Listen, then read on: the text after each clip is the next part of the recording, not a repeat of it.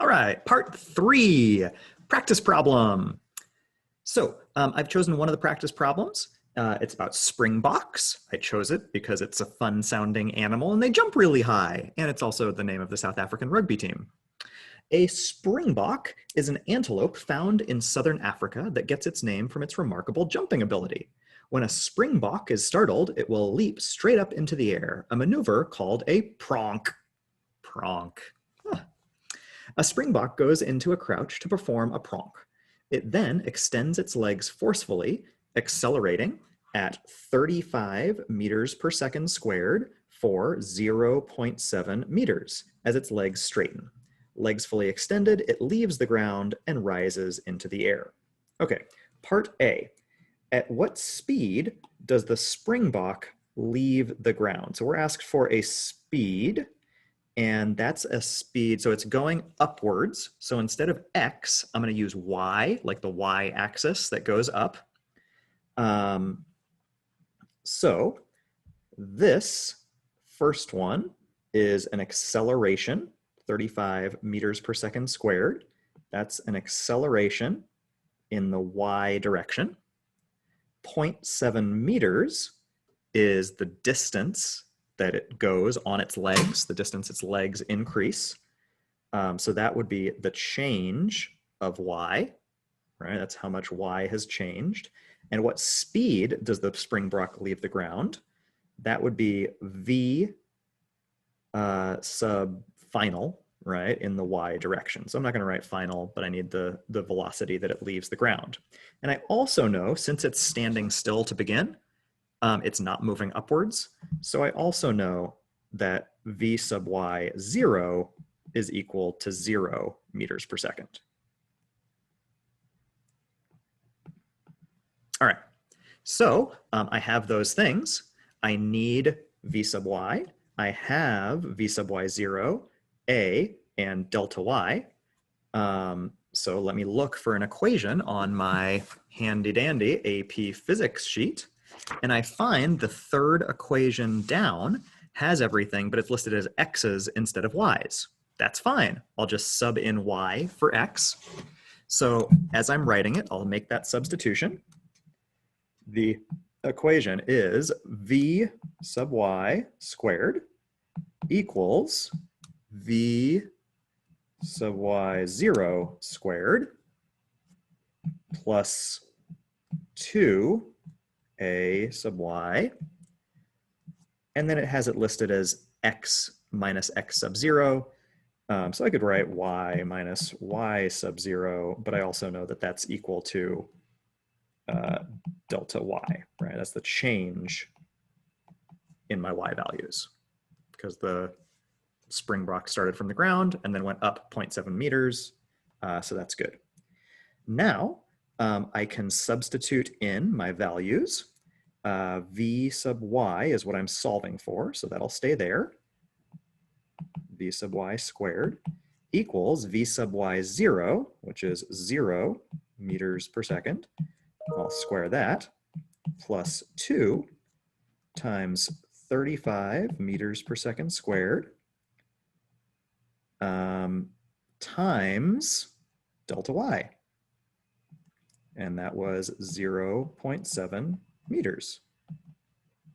All right. 2 times 35 is 70. 70 times 0.7 is 49 meters squared per second squared equals v sub y squared. To get v sub y by itself, I'll take the square root of both sides. Square root is v sub y equals 7 meters per second. And just to be clear, the meters squared over seconds squared here came from meters times meters, seconds squared there. All right. So I've got a velocity that it leaves the ground at for part A. So that is my answer for part A. 7 meters per second, there's about 2.2 miles per hour in a meter per second. So that's for maybe 15 miles an hour. Is it possible that the Springbok could jump at 15 miles an hour? Yeah, that seems like a reasonable liftoff speed. Okay, question number 2, or B, is how it's been phrased. So for part B, it is how high does it go? So now I have v sub y. V sub y equals 7 meters per second.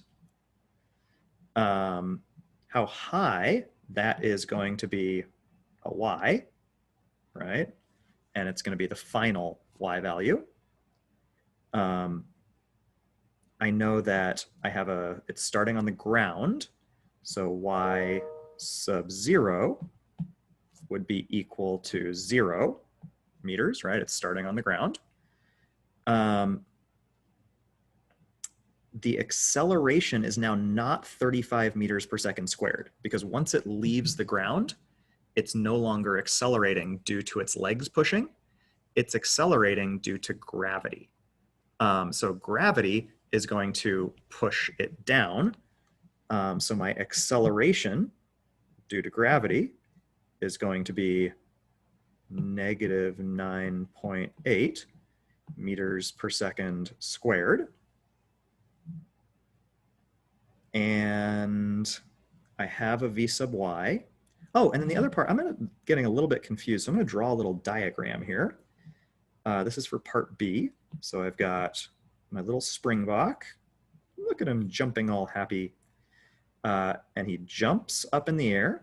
And I know that he's going to start fast and then get slower and slower until he comes to a stop. So I want to know how high he goes. I want the total distance here. That would be y, right? Actually, it'd be delta y, the change of height. The velocity is always changing, but I have v sub y initial is going to equal 7. So this one becomes v sub y initial is 7 meters per second. And then I also know that v sub y at the end, when it reaches the top, it goes up, and then it stops, and then it starts coming back down. So I only want to go up to the stop part. So at the very top, stop, its velocity is going to be 0 meters per second, right? It's going to stop at the top. And then I know the overall acceleration the entire time is negative 9.8 meters per second, that one. All right, so why don't I see if I can solve there?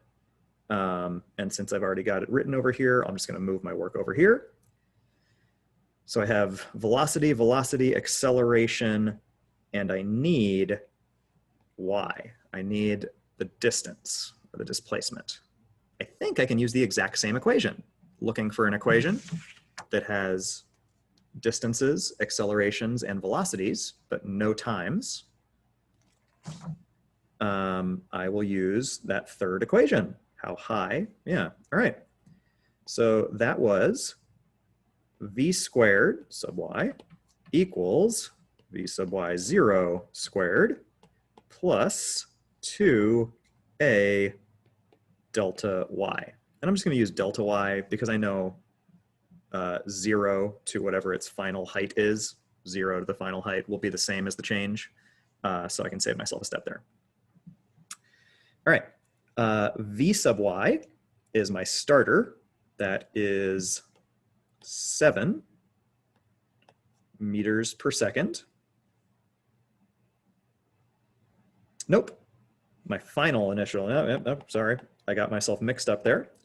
At the end, v sub y, its final speed is 0, right? That was this one up here.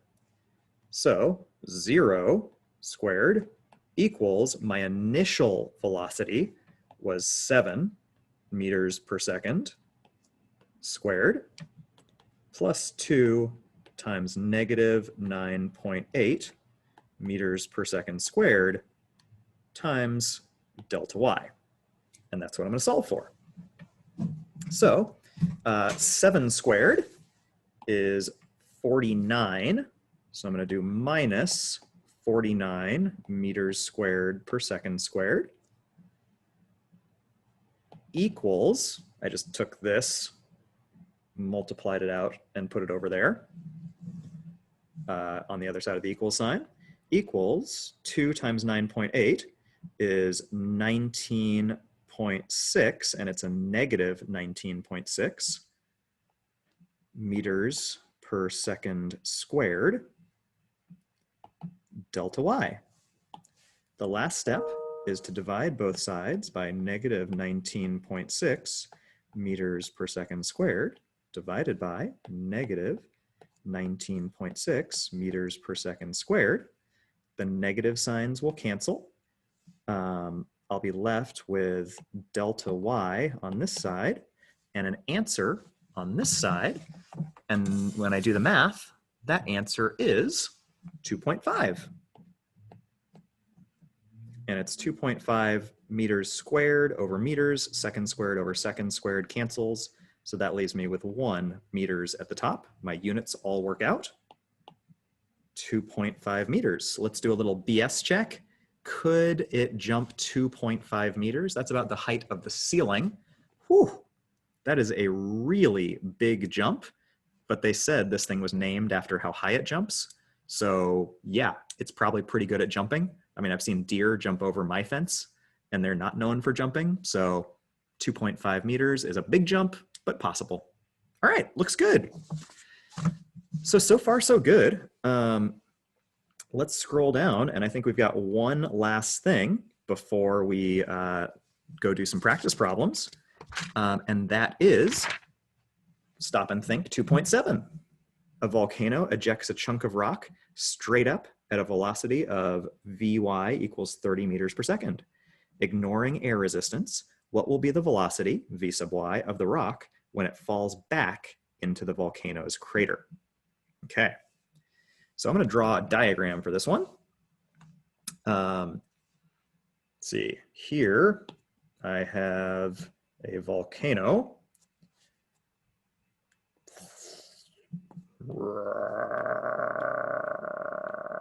Okay, a chunk of rock, and I'm going to assume it's molten lava, gets chucked up at 30 meters per second.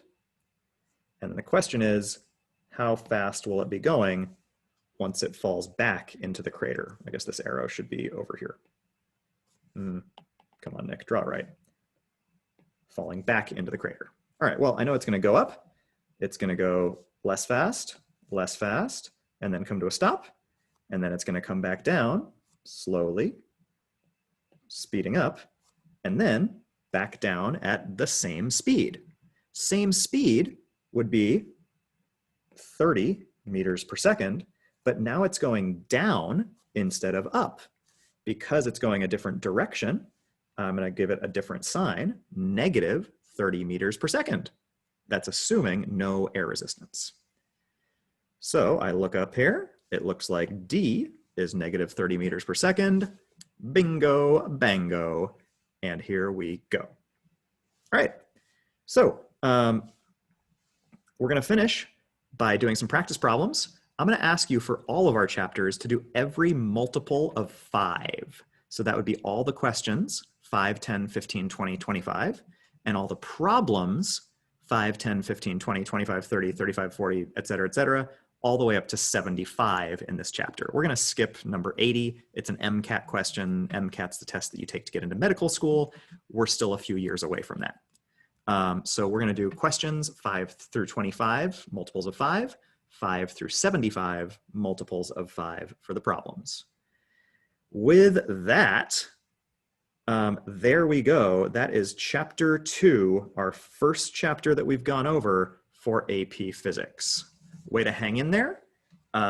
Best of luck with those practice problems, and the key will be posted once you have submitted them.